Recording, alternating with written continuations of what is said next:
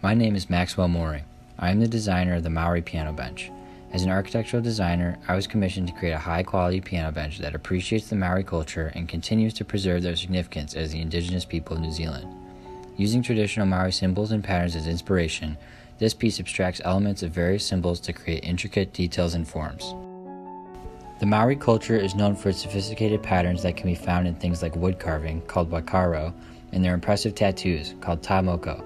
After extensive research, I extracted symbols that offered striking curves and repetitions from these activities that I believe could be used in the design of the bench.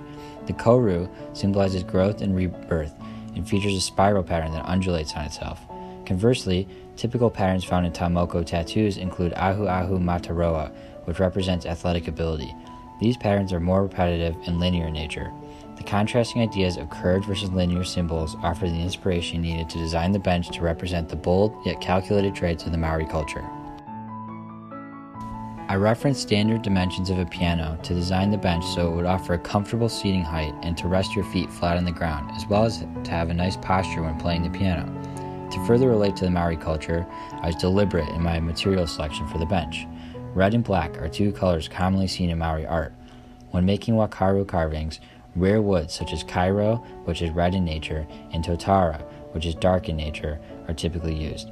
I decided cherry wood and walnut wood would best emulate kairo and totara woods. The fabrication required a high level of craftsmanship so as to properly appreciate the high level of detail that Maori carvings entail, and to offer a beautiful level of precision that relates to the classical music that belongs to a piano and its authorship.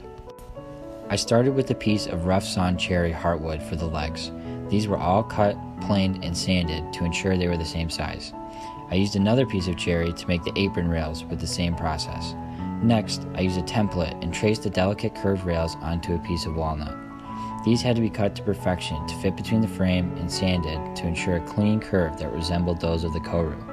To connect the frame, a dowel joint connection was used. The holes for the dowels had to be carefully measured and cut so the joints on the frame could remain seamless. Once all of the pieces were cut, sanded, and had been drilled into for the dowels, I began assembling them to test fit the joints. As the angles on the inlaid piece of walnut for the seat had to be extremely accurate, I decided to CNC cut the outer cherry frame and inner walnut inlay. Lots of sanding and dremeling was required to make sure the inlaid pieces fit snug. I routed the bullnose out of cherry wood to match the thickness of the seat. When picking the color of stain to use for both the cherry and walnut, I referenced the colors of wakaru tiki carvings, which tended to be a deep red that sometimes featured dark black detailing. I wanted the cherry elements to match the red of these wood carvings and the walnut to represent the black ink used in tamoko.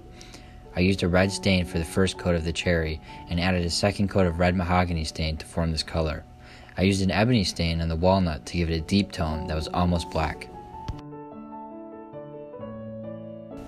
After all the staining was done, I assembled and glued the frame together first. This had to be done quickly before the glue dried and had to be clamped to ensure sturdiness. I then inlaid the walnut pieces into the top of the bench and made sure they were flush with the outer frame. After attaching the base of the seat into the frame and sanding the surface to ensure it was level, the seat was glued into place.